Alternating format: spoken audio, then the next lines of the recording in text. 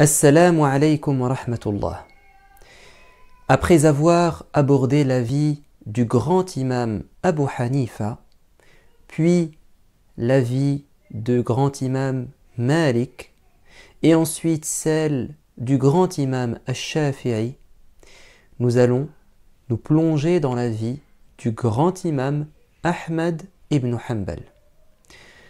Ahmad ibn Hanbal est né en l'an 164 après l'Hégire, ce qui correspond dans le calendrier chrétien grégorien à l'an 780. Il est né en Irak sous le califat, le règne de Haroun al-Rachid, un des souverains les plus connus, les plus puissants du califat abbasside. Le premier califat s'appelle Omeyyade, il y avait les califes bien guidés, ensuite le califat Omeyyade, et ensuite le califat abbasside.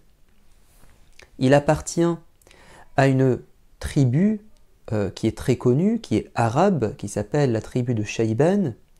Il a dans ses ancêtres des gens haut placés dans l'administration, dans la direction des affaires des musulmans au niveau politique.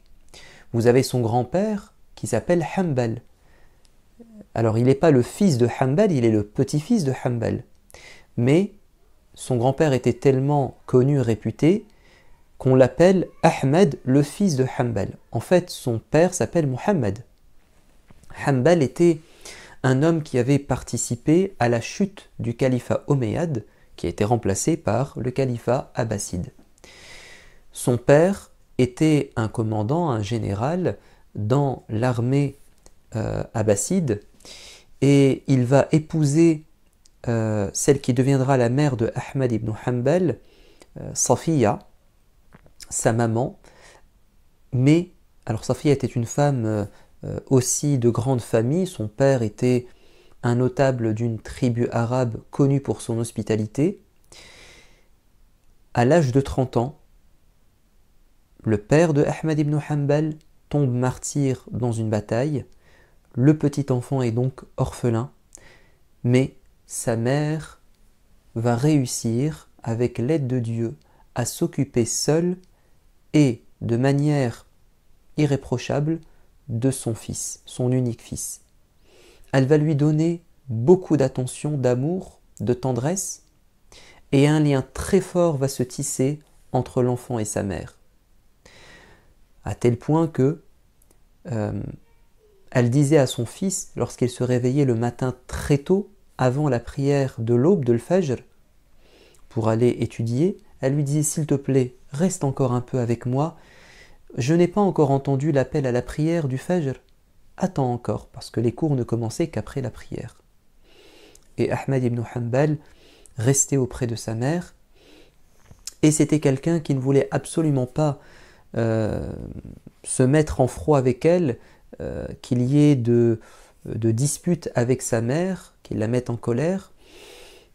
Et on rapporte qu'un jour, il y a le fleuve, le Tigre.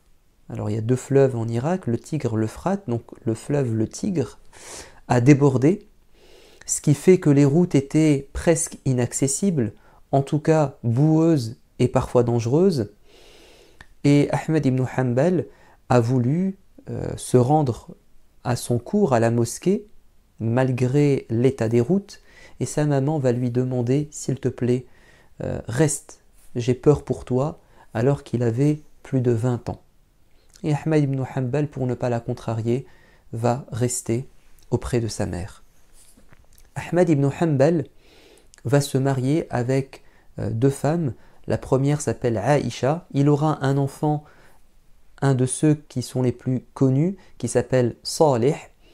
Et il aura un autre enfant avec une seconde épouse qui s'appelle Rayhana. L'enfant s'appelle Abdullah, d'où son surnom, le père de Abdullah, Abu Abdillah. Et ces deux enfants, Salih et Abdullah, vont devenir ses grands successeurs. Ils vont transmettre de leur père sa connaissance. Donc ils sont très importants, Salih et Abdullah. Ahmad ibn Hanbal, étant donné qu'il était orphelin, avait besoin d'aide. sa famille avait besoin d'une aide financière. Et c'est son oncle qui va le prendre avec lui parce qu'il était un homme d'État. Il connaissait le calife en personne et il va intégrer son neveu qui était encore jeune. Après ses cours, quand il termine ses cours, il le ramenait avec lui dans une salle où se trouvaient les copistes officiels, c'est-à-dire ces gens qui étaient responsables de noter dans les registres de l'État toutes les informations importantes. Et c'est comme ça que Ahmad ibn Hanbal va apprendre et maîtriser la lecture et l'écriture.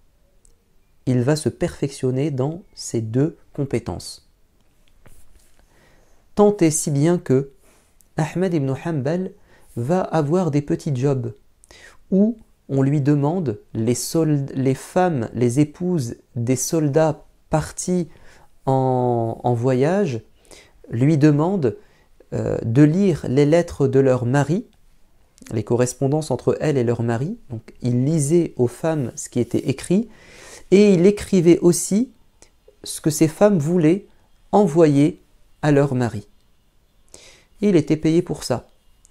Il était également payé parce qu'on lui demandait de copier des livres. Aujourd'hui, on fait des photocopies. À l'époque, on devait copier à la main. Mais Ahmad ibn Hanbal passait la majeure partie de son temps à rechercher la connaissance, à apprendre sa religion, et donc il n'avait pas le temps d'avoir un métier fixe avec un salaire fixe, ce qui fait qu'il vivait dans la pauvreté et la précarité. Il a pu faire parfois de petits emplois assez pénibles, comme le fait de transporter des marchandises à force d'hommes, ou bien les déplacer, les livrer, ou bien on lui demandait parfois de coudre, et il gagnait sa vie en cousant des vêtements. Parfois il allait jusqu'à ramasser des grains tombés sur le chemin pour se nourrir, et il recopiait des livres. Ahmad ibn Hanbal était très digne dans l'épreuve. Il ne se plaignait jamais. Il ne montrait pas les épreuves qu'il endurait. Alors j'ai oublié de vous dire, il a quand même eu une petite chance, c'est que son père avait investi de l'argent dans l'achat de quelques appartements qui étaient loués. Et donc cet héritage de son père lui apportait quand même, grâce au loyer, de quoi vivre, on va dire, correctement. Quoique, il lui arrivait souvent d'être vraiment dans la difficulté. Mais il ne tendait jamais la main, il ne mendiait jamais et il refusait bien souvent qu'on lui prête de l'argent. L'un de ses compagnons de route, un étudiant, raconte lorsque nous étions au Yémen, parce qu'il a voyagé pour ses études, un jour j'ai remarqué que Ahmad ibn Hanbal ne sortait plus de chez lui. Moi j'étais à l'étage supérieur et lui il était au rez-de-chaussée. Alors j'ai dit à ma servante, mais que se passe-t-il ? Et elle va me dire, Ahmad ibn Hanbal est dans une situation très délicate, il n'a plus de sous et donc il reste chez lui enfermé. Et son ami va lui dire, oh Ahmad, je suis prêt à te donner de l'argent, au moins à t'en prêter. Et Ahmad disait, non, je ne veux rien, ne me donne rien du tout. On raconte également que lorsque les rares fois où il a reçu de l'argent comme prêt, il faisait tout pour rendre ses dettes. Il n'aimait pas être endetté. Et Ahmad ibn Hanbal, souvent, ses créanciers, ceux qui lui prêtaient de l'argent, lui proposaient d'effacer la dette, c'est-à-dire garde l'argent, pas besoin de le rendre. Mais à chaque fois, il s'efforçait à le rendre pour ne pas être redevable et rester digne dans son épreuve. Ainsi, son fils Saleh raconte, mon père est sorti pour prier la prière de l'Asr à la mosquée et je suis resté à la maison et j'ai vu que sous son tapis qui était très usé, il y avait une lettre. je l'ai ouverte, je l'ai lue, et qu'est-ce qu'il y est écrit dedans? C'était un homme riche qui disait « Ô Ahmed, nous sommes, ô grand imam, nous sommes au courant que tu es endetté, que tu as besoin d'aide. Voici de l'argent que nous t'envoyons, 4000 dinars, afin que tu renfloues tes dettes. Et sache que cet argent n'est pas de l'argent de la zakat pour les pauvres, mais c'est un héritage que j'ai reçu et que je te donne, c'est un cadeau. » Et quand Ahmed va revenir, le père, l'imam Ahmed, il va remarquer que son fils avait lu la lettre. Rouge de colère, il va lui dire « Je ne voulais pas que tu lises cela, mais comme tu l'as lu, alors c'est toi qui vas écrire la réponse. Écris à cette personne, ta lettre m'est bien parvenue et je t'informe que nous allons très bien. » Alors qu'il était endetté. Quant aux dettes, sache que le créancier fait preuve de souplesse avec nous et ma famille se porte le mieux du monde, Dieu merci. Alors que Salih disait c'était à l'époque du calife Al-Wathiq et Dieu sait dans quelle misère étions-nous. Ahmad ibn Hanbal refusait catégoriquement les bourses, les présents que lui offraient les gens au pouvoir. Les gens au pouvoir parfois lui envoyaient des cadeaux, de l'argent, qui aurait pu le rendre très riche, en tout cas le mettre à l'abri du besoin, mais Ahmad ibn Hanbal refusait. Pourquoi? Parce que c'était un homme très exigeant envers lui-même et qui faisait preuve d'une grande prudence et vigilance. Il considérait que beaucoup d'argent aux mains des gens au pouvoir n'était pas honnête, parce qu'il était soit volé, soit il avait été pris de force à des gens, parce qu'on leur imposait des impôts et des taxes outrancières, excessives, ou bien c'était de l'argent tout simplement illicite. Et donc il disait « je ne veux pas d'argent ». Même si la personne était honnête, il dit « je sais que les gens au pouvoir peuvent parfois posséder de l'argent illicite, donc je ne veux pas, par précaution, prendre ce risque d'avoir de l'argent des gens du pouvoir ». Bon, ce n'était pas le cas de ses enfants acceptaient. Ils n'avaient pas ce niveau d'intransigeance et de prudence et précaution excessive. Et donc, leur père, l'imam Ahmad, refusait d'accepter les invitations de ses fils, notamment Salih, parce qu'il disait « peut-être que le repas que tu me prépares a été acheté avec l'argent du gouverneur ou du calife. » L'imam Ahmad ibn Hanbal avait une vie difficile sur le plan financier, et quand son maître Shafi'i va lui proposer un emploi, être juge au Yémen, il va refuser parce qu'il ne voulait pas entrer dans ce cercle du pouvoir où il supposait qu'on allait devoir faire des choses pas bien, sous la pression ou sous la menace. Et il va dire à Shafi'i « non merci, je ne veux pas ». Mais Shafi'i a insisté en lui disant « mais ça va t'aider, tu es dans la misère ». Et qu'est-ce que va répondre l'imam Ahmad? Il va dire « Ô maître, si vous répétez votre demande, encore une fois, vous ne me verrez plus jamais dans votre cour. Voilà, je m'en vais. » Donc c'était clair et net, c'était quelqu'un de droit, d'honnête, voire même de trop honnête par rapport à la normale. Qu'est-ce que nous dit son fils Salih? Il m'arrivait de voir papa prendre une galette de pain, d'en retirer la poussière, puis de l'émietter, de l'écraser dans une assiette avant de la ramollir avec de l'eau. Il mangeait ce repas avec du sel. Bon, l'imam Ahmad ibn Hanbal, c'est quelqu'un qui a donné, a sacrifié sa vie à la sunna. La sunna, ce sont toutes ces choses rattachées au prophète en termes de parole, ce qu'il a dit, en termes de comportement, sa vie aussi. Donc tout ce qui est rattaché au prophète de près ou de loin, on l'appelle la sunna. Et l'imam Ahmad ibn Hanbal a voulu consacrer sa vie à l'étude de la sunna, à l'explication et à l'enseignement de ce trésor. Alors, il a passé 15 ans, ses 15 premières années, à étudier le hadith, a collecté les hadiths auprès du grand disciple de l'imam Abu Hanifa, qui était avant la référence et l'autorité en Irak, là où est né Ahmad ibn Hanbal. Son disciple s'appelle Abu Yusuf, c'était le grand juge de l'époque.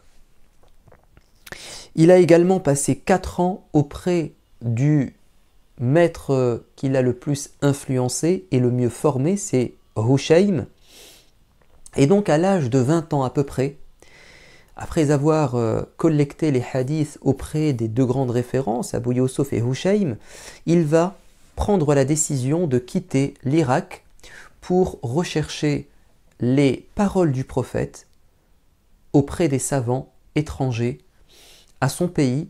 Il va se rendre en Irak, en Syrie, en Arabie, au Yémen, et le plus souvent à pied avec peu de provisions. Écoutez ce qu'il nous dit. « J'ai accompli le pèlerinage à la Mecque 5 fois, dont 3 à pied, en marchant, et je n'ai dépensé que 30 dirhams pour l'ensemble de ce périple. » Donc il ne mangeait que très peu. De plus, il m'est arrivé de me perdre en route et d'appeler à l'aide jusqu'à ce qu'on me montre le bon chemin. Vous avez un de ses amis